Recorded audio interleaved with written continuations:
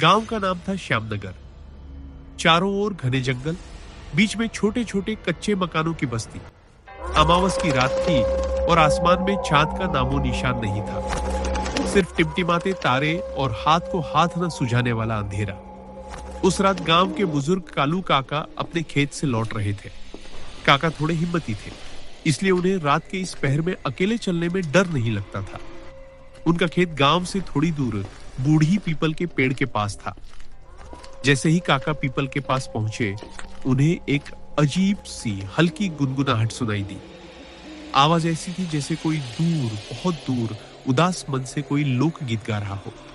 काका ठिठक गए। गांव में इतनी रात को कोई जागता नहीं था और यह आवाज जंगल की तरफ से आ रही थी। उन्होंने टॉर्च जलाकर जंगल की ओर रोशनी डाली। वहां कुछ नहीं दिखा।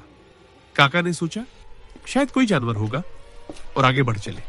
मगर जैसे ही उन्होंने पीपल के पेड़ को पार किया, गुनगुनाहट अचानक करीब आ गई। इतनी करीब कि उन्हें लगा जैसे कोई उनके ठीक कान के पास खड़ा हो। इस बार आवाज में शब्द भी थे। मत जाओ काका, यही रुक जाओ।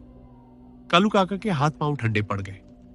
यह आवाज किसी औरत की थी, पतली और कंपी वाली, जैसे डर के मारे बोल रही हो। उन्होंने पलटकर देखा तो उनके सामने एक परछाई खड़ी थी। परछाई ऐसी थी जैसे किसी कदीम दुबले पतले इंसान की हो, जिसके हाथ असामान्य रूप से लंबे हो और वह धीरे धीरे काका की ओर खिसक रही हो। उसके पैरों की आहट नहीं थी, बस एक सन्नाटा था। काका ने अपनी हिम्मत जुटाई और कांपते हुए पूछा, कौन है तू? परछाई के पास आते ही गुनगुनाहट एक भयानक सिसकी में बदल गई और फिर परछाई से एक ठंडी हवा का झोंका आया, जिसने काका की टॉर्च को बुझा दिया। अब चारों तरफ घोर अंधेरा था।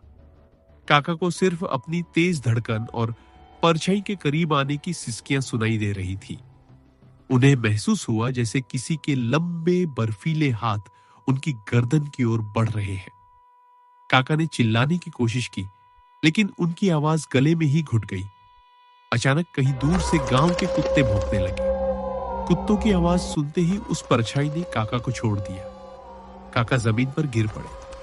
जब उन्होंने आंखें खोली तो परछाई गायब थी, सिर्फ बूढ़ी पीपल के पत्तों की सरसराहट बाकी थी। काका जैसे तैसे भागकर घर पहुंचे। सुबह होते ही उन्होंने गांव के मुखिया को सब बताया। मुखिया ने सिर हिलाकर कहा, काका वह बुलाहट थी। जो भी अमावस की रात को उस पीपल के नीचे से जाता है, उसे वह बुलाती है।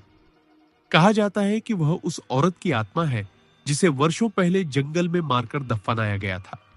वह किसी महल में नहीं रहती, वह इस गांव के सन्नाटे में रहती है। और उस दिन के बाद श्यामनगर का कोई भी व्यक्ति अमावस की रात को क्या, किसी भी रात को बूढ़ी पीपल के पास जाने की हिम्मत नहीं करता था। उन्हें पता था कि सन्नाटे में अभी भी वह गुनगुनाहट छिपी हुई है, जो किसी को भी बुला सकती है। क्या आप चाहते हैं कि मैं इस कहानी का एक दूसरा अंत लिखूं, या फिर एक और नए तरह की हॉरर कहानी लिखूं?